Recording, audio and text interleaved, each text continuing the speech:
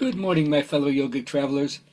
I'm mighty glad to be alive today and hope that you are too, as we continue to live, laugh, love, learn, linger, and live the life we love. It's Friday, so it's PowerPoint Day for the new people out there. This is what I used to do at the Yoga Circle from 1985 to 2019. All right, 100% satisfaction guaranteed. Ooh, run when you hear that. The teacher that guarantees the least disappoints the least. And what I used to say is, whatever problems you came to class with, I guarantee when you put your shoes back on, they'll still be there. So, first thing is, do not listen to anybody else's spiritual promises. They're all con jobs. Find the spirit within yourself. Don't use any intermediary. That's the teaching that I've learned from my teachers, and I'm passing it along to you. Now, everybody starts off with the need for what I call body and fender repair. You got to take the body in and start working it to see the little divots and cracks in the alignment. So alignment, as I've learned, is a kind of enlightenment. You learn a lot about the body structure. And postural alignment, however, is only the outer garment. How do you align yourself with what is within? Or how do you see how you've been misaligned with what you've been taught and then internalized? Nonetheless, the Buddha reminds us, symbolic thinking is the mother tongue of all humanity. All artists, musicians, writers, cooks, dancers, and the masters of hermeneutics, they all understand each other. So, what do you use to understand everyone? Now, sometimes talk about the young soul and the old soul, but it's really just different purposes. They're just metaphors for people who seem to be new at the game, and therefore grounding on the material plane is important, and other people who have but a little dust on their eyes, they can say. All you need is a little, and all of a sudden they're clear, and they see from a different perspective. You could say they have an aerial view of the ground battle.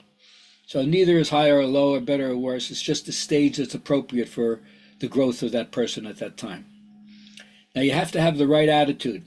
That's called bhava, the ambience that you create around yourself. You know, if matter if it's a cloudy day, you can't ruin a sunny disposition. So how does that attitude develop? Well, usually you have a role model who embodies for you the very ideals that you feel are burning inside yourself and that you want to experience to the max, just as they are. Now, nobody lets go of the rudder and drifts in the right direction. There's agency about stepping into your own power, and calm seas do not a good sailor make. So it's the buffetings, the adversities that we have in life. And remember, behind every adversity is an equivalent or greater benefit. But it's us to find out how that adversity or challenge affords us an opportunity to learn something and to grow. Now, I'm a big believer in celebrating your success or the milestones all along the way. Don't wait till the end.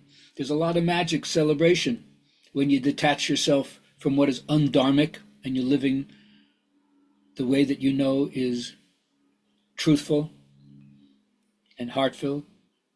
You have no allegiance to the false or the ghosts of the past. Don't let them barf all over your present life. Sympathetic joy, it's one of the four abodes of Brahma, the Brahma Vihara, as they call it. So, joy, laughing a lot. It's a hallmark of flowing. That's why I like to tell bad jokes all the time. Do something to lighten up. You need a sense of humor to get through. So, don't forget, it's easy to crack yourself up. Find the way to do it and help other people as well. And then, here you go. Death says play it safe. Life says take a risk. So go outside your comfort zone. That's what this is all about. Where do you need to do that? It's different for each one of us. For some people, going outside your comfort zone would be jumping out of an airplane, tandem or solo. For somebody else, the biggest risk would be to say, I love you, or I hate you. Both are outside the comfort zone. Depends. So what aren't you risking now? And as I like to say, what bad thing would happen if you let it all ride on the next spin? Most of the time, it's always catastrophic expectations, never positive things that could happen. So what's holding you back? Well, go out on a limb. That's where all the fruit is.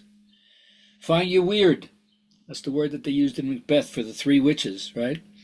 That's your specific individual path to spirit. It doesn't have to make sense to anybody else. That's why you have to go to something that nobody else sees, but you do. Nobody else feels, but you do. Nobody else hears it, but you do. Nobody else is willing to live that way, but you are. Find out. And then remember that happiness is not based on circumstances or other people's feelings. Happiness is not within the field of self-consciousness. Be so involved in what you're doing that there's no rear view mirror consciousness. And then there's a sense of flowing. And you know it. Even if everybody else around you is a sad sack, you have your right to find the peace and to radiate the light that you have. Now, the perennial philosophy, as Jesus says, I and the Father are one, says that your identity with spirit is not just akin or resembling it. It's the same. Just the quantity of coming through you is different. But the higher up you go, the more you come down to earth. That's a great phrase. And once you add the symbolic and transcendental life to your earth life, you realize that living for spirit is not a deranged pathological condition, but probably the most sane thing that a human being can do. And then every symbol, once you get it, will be transparent to something that's transcendent. James Joyce called this aesthetic arrest. The best definition of samadhi I've ever heard: silent, luminous stasis. And that's where you get the epiphany, and the light of eternity shines into the field of time, and then all your actions are empowered and backed up by the living spirit. Have a great day.